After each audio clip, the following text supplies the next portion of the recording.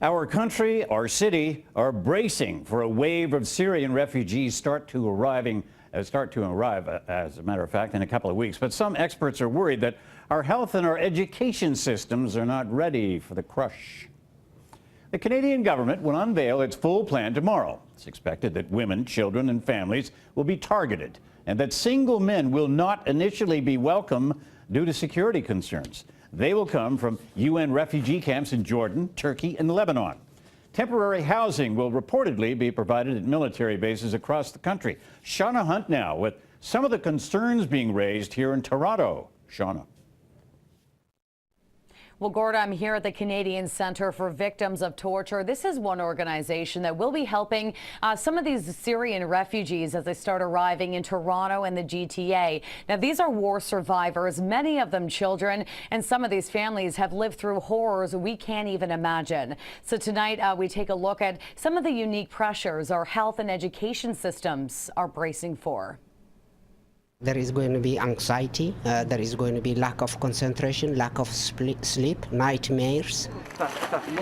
It'll be a long road to Ontario for the reported 10,000 Syrian refugees who will soon be building a new life here. Today we're hearing reports that Canada will only be bringing in women, children and families. Single men will not be accepted. Well, we have mental health services. Mula Geta, whose organization has a long history of helping refugees here in Toronto, tells me that when the newcomers arrive, they will have serious psychological needs. There is loss, there is grief, there is also feeling guilt. The others are left behind while they have escaped.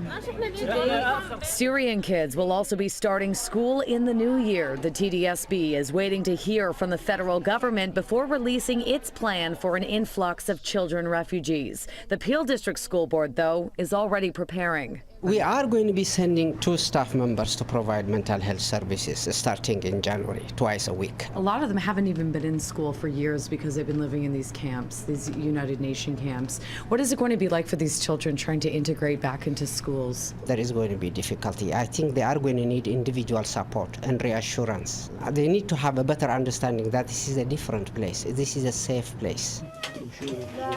And meeting the medical needs of these war survivors will be another challenge. They're going to have malnutrition, presumably. They might have infections, lacerations, sort of gastrointestinal stuff. Big breath again. Ontario doctors are starting to speak out. Mark Linder, who runs a clinic on King West, is calling our healthcare system strained as is. We are struggling to look after our existing people and to take on 10,000 more, which we obviously need to and must do. What's your number one concern?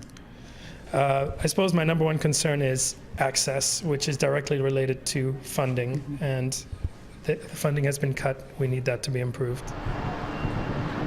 4 major healthcare centers, including St. Mike's Hospital, will be running Syrian refugee clinics. These will be a stepping stone into our healthcare system, but at this point, details are scarce. Are you preparing for hundreds coming in, a steady stream of refugees?